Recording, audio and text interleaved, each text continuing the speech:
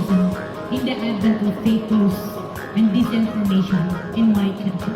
We need to work it out. We need to prove that we are the voice of the people. We are the media. We are the facilitators.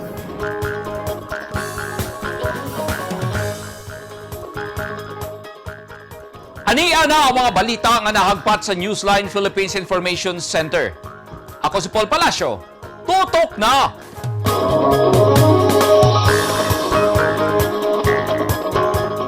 Sa mga headlines, tindahan og balot sa Matina Playa, Davao City, gikawatan og cellphone. Suspect nakuhaan og video sa CCTV.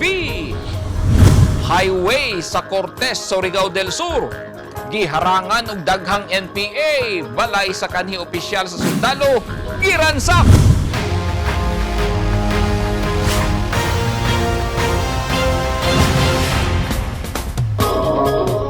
Sa detalye sa ato mga balita, gikawatan og cellphone ang usa ka tindahan og balot sa Matina Playa, Davao City. Ang suspect nakasuot og itom nga face mask nga yano lang misikwat sa cellphone nga naa sa drawer sa tindahan. Ang aktual nga pagpangawat nakuhaan og video sa CCTV. Ani ang report. Daw walay nahitabo ang sitwasyon sa balutan ni Vivian Ignacio sa Matina Playa, Davao City. Saglit sirado pa kini kaganyang buntag kay alas 2 sa hapon na magsugod ang iyang negosyo hangtod gabii. Niadtong Martes sa hapon, nakuhaan og video sa CCTV ang aktual nga pagkawat sa usa ka lalaki sa cellphone sulod sa drawer sa balutan. Makita sa video ang usa ka babae nga nanghinlo sa refrigerator pero taod-taod mibiya og misulod sa kusina. Dinhina nakatiempo ang lalaki nga nakasuot og itom nga face mask nga naniid pa sa palibot og pasimple lang niining gikuot ang cellphone sulod sa drawer ug dayon sibat. Iyaha sa tindera ang cellphone nga nagkantidad og 9,000 pesos. Sumala ni Vivian, napablatter na ngadto sa Talomo Police Station ang pagpangawat. Sumala pa ni Vivian na ilhan na ang suspect o ginasubay na sa mga pulis ang panghitabo.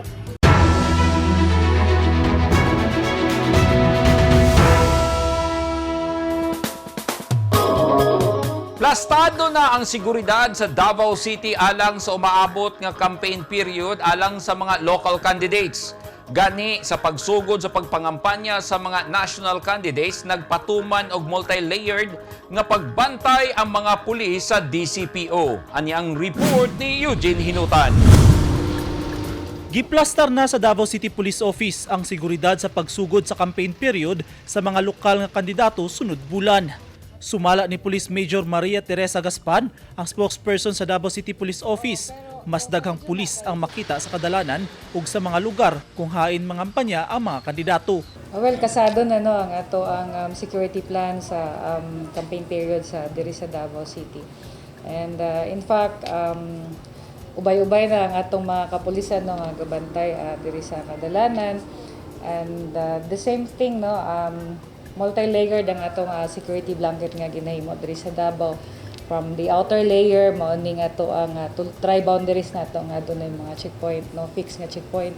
And then yung middle layer nato kaning gitawag nato nga mga regular nato nga deployment sa kadalanan og sa places of convergence na kantag mga pulis diya. Ang inner layer nato mao ning katong mga pulis nga gibutang gyud para mo provide og security coverage sa mga adunay mga dago nga engagement diri sa atong syudad. So apil na niya na ang katong mga nga adunay mga rally or campaigns sa tagsa-tagsa ka mga candidates o mga party.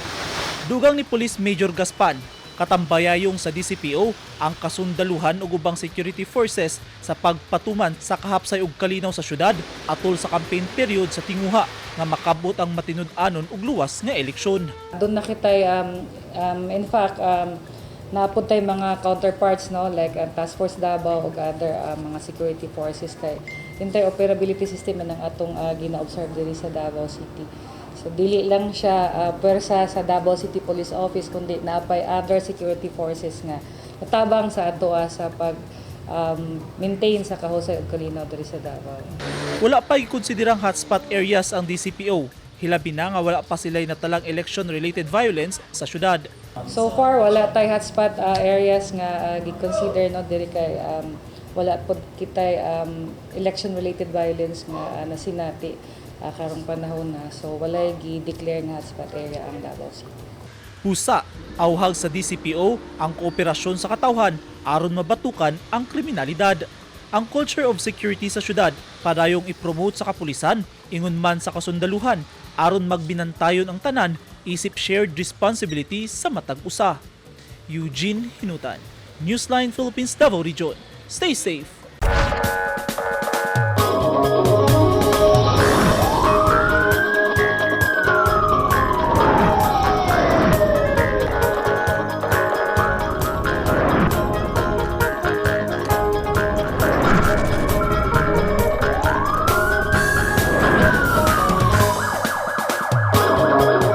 Giharangan sa mga rebelding New People's Army kun NPA ang highway sa lungsod sa Cortes, Surigao del Sur kaganihang buntag.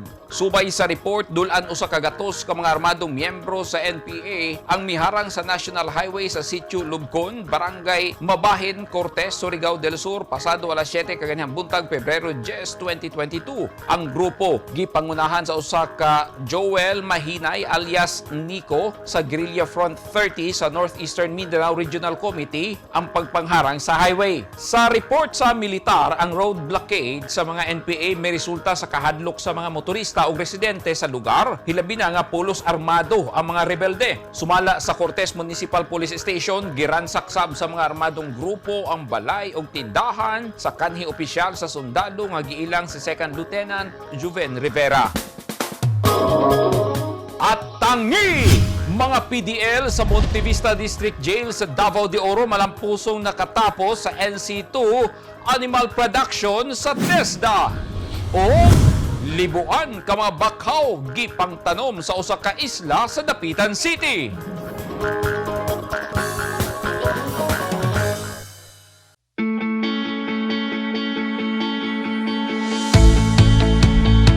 Gusto ba mo og barato ug orihinal nga mga construction supply? Sa kadaghan sa imong pilian, all-in-one ang imong pagpamalit. Tara na sa 3M1 ug T-Square Lumber and Construction Supply. Nahimutang sa daang Hardika, Lanao ug Dayo Street, Kidapawan City. Naging mapaghamon ng taong 2020 sa bawat Pilipino at sa Philippine Charity Sweepstakes Office. Nakapanlulumo at nakapanghihina, ngunit hindi tayo kapwa susuko. Mula noon, ngayon, at sa hinaharap, asahang makakasama ninyo ang PCSO sa pagbangon ng Pilipino sa anumang pagsubok. We will get through this crisis as one nation.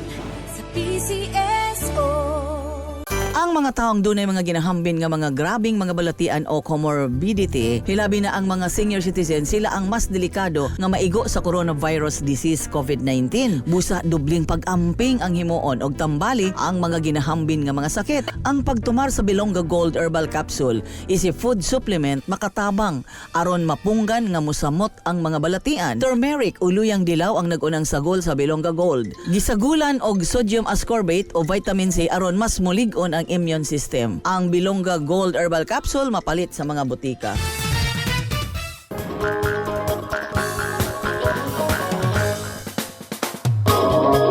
Malampusong nakahuman sa ilang training sa TESDA ang 24 ka mga PDL sa Montevista District Jail sa Davao de Oro ug nakakuha og NC2 nga certificate sa animal production nga makahatag og dugang panginabuhian bisan anaa sila sa prisuhan. Mipailawom sa 32-day skills training sa animal production NC2 ubos sa Special Training for Employment Program CONSTEP sa Bureau of Jail Management and Penology Montevista ang mga PDLs. Ang training gisugan ni adtong Nobyembre 23 hangtod Disyembre 26, 2021 kung diin ang tanang iskolar malampusong nakalampo sa kwalifikasyon mipasar sa National Competency Assessment niadtong Enero 25 hangtod 27, 2022 o gidawat ang ilang national certificates atol sa programa. Ang skills o enhancement training sa mga PDL usa ka inisyatibo sa District Jail Warden sa pakigtambayayong sa Davao National Agriculture School Technical Education and Skills Department Authority kon DNAS TESDA. Ang school administrator ang tigiya og skills training para sa programa nga gihatag alang sa mga inmates. Uban sa pakipagtambayayong niini, daghang skills training ug income generating programs ang ihatag para sa kaayuhan sa mga pineriso.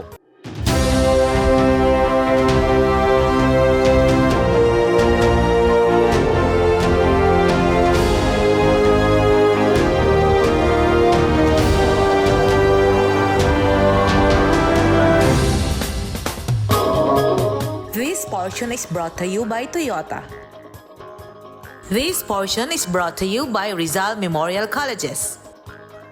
Laing housing project ang ipatukod sa National Housing Authority kon NHA alang sa mga miyembro sa tribong Tibabawon sa probinsya sa Davao del Norte. Usa ka gatos ka IP housing units para sa tribong Tibabawon ang ipatukod sa NHA sa Barangay Santo Niño, New Corelia, Davao del Norte. Kagahapon, Pebrero 9, formal nang ipahigayon ang groundbreaking ceremony sa naisgutang barangay. Ang seremonya gipangunahan nila Davao del Norte Governor Edwin Hubahib, NHA Regional Manager Engineer Clemente Dayot, NHA District 1 OIC Attorney Alper Jan Alcaraz ug mga opisyal sa barangay ingon man NCIP ug DHSUD. Gipunduhan og 20 million pesos ang proyekto nga usa lang sa 20 ka mga IP housing project nga kasamtangang ipangtukod sa Davao del Norte. Kahinumduman daan ng misaad si Pangulong Rodrigo Duterte nga iyang hatagan og balay ang mga indigenous peoples pinagi sa NHA una mahuman ng iyang termino.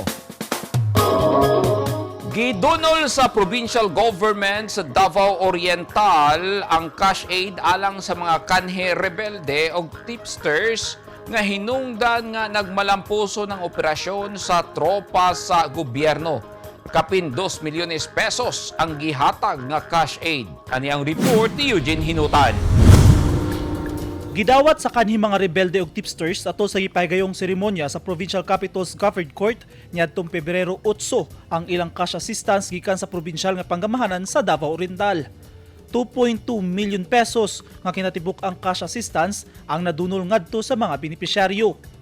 Gidayeg ni 71st Kagitingan Brigade Commander Brigadier General Oliver Makiling ang inisyatibo ni Governor Nelson Dayang Hirang alang sa financial assistance distribution niini ngadto sa kanhing mga rebelde o mga tipsters. Sumala ni Brigadier General Makiling, usa kini ka manifestasyon nga seryoso ang probinsyal nga panggamahanan nga tapuson ang problema sa insurhensiya pinaagi sa paglantaw sa kayuhan sa mga kanhi rebelde.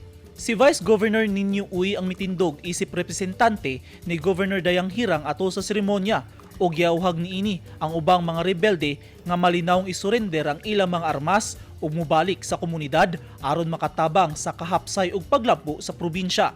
16 ka mga kanhi rebelde ang nakadawat og tig 100,000 pesos kada usa kanila, samtang 13 ka mga tipsters ang nakadawat og tig 50,000 pesos matag usa. Kasamtangang naka-enroll ang mga kanhi rebelde sa National Government's Enhanced Comprehensive Local Integration Program nga naghimo kanilag eligible para sa daghang pang-government incentives ug assistance. Sa ilang mga testimonya, mapasalamaton ang kanhi mga rebelde sa probinsyal nga panggamahanan ug ubang katimbayayong nga mga ehensya nga naningkamot mahatagan og nagkadayang inisyatibo aron mahatagan sila sa ilang mga panginahanglanon hilabi na sa ilang pagbalik sa komunidad. Giyawhag usab nila ang ilang kanhi mga kauban sa kalihukan, kinsa mga aktibo pa sa insurhensiya nga mobalik na sa sabakan sa gobyerno, sanglit hikawan lang sila og maayong kinabuhi. Una mahuman ang ikaduhang termino ni Governor Dayang Hirang karong tuig, gipaningkamutan sa probinsyal nga panggamahanan sa Davao Oriental nga makabot ang insurgency-free nga probinsya. Eugene Hinutan, Newsline Philippines. Stay safe! Gipakita sa sentro dapitan ang pagpangga o pag-amping sa kinaiyahan luyo sa giatubang nga pandemya. Kay libuan ka mga bakhaw nga species sa mangrove ang gipangtanom sa mga personahe sa sentro dapitan sa Isla Tiwi, Barangay Polo, Dapitan City kagahapon Pebrero 9, 2022. Ang pagpananom og bakhaw aron ipakita sa katawhan ang kamahinungdanon niini sa kinaiyahan. Dakong tabang ang bakhaw aron mamintinar ang coastal ingon man marine ecosystem sanglit sa dakong ugat sa mga bakhaw, mangitlog ang mga isda, kasag ug uban pa. Magsilbi sab kining proteksyon sa tsunami ug storm surge. Makatabang usab ang bakhaw sa paglimpyo sa hangin ingon man sa dakong problema sa climate change. Ang mangrove planting kabahin sa mangrove project sa sentro nga suportado sa administrasyon ni Mayor Rosalina Halosos. Panawagan sa sentro sa katawhan, likayan ang pagpamutol sa mga bakhaw ug mutabang na lang sa pagpananom niini.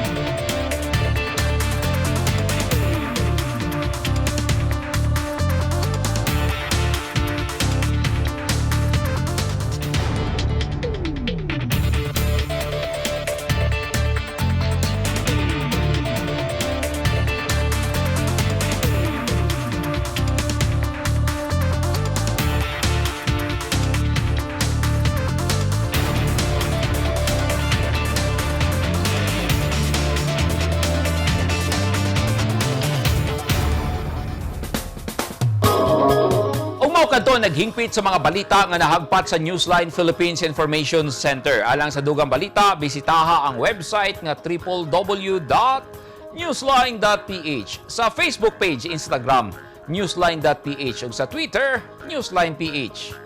Kung aduna mo'y mga balita o impormasyon sa inyong tagsa-tagsa ka mga lugar sama sa sunog o baha, mamahimo ka na ninyong i-share pinagi sa Newsline Messenger.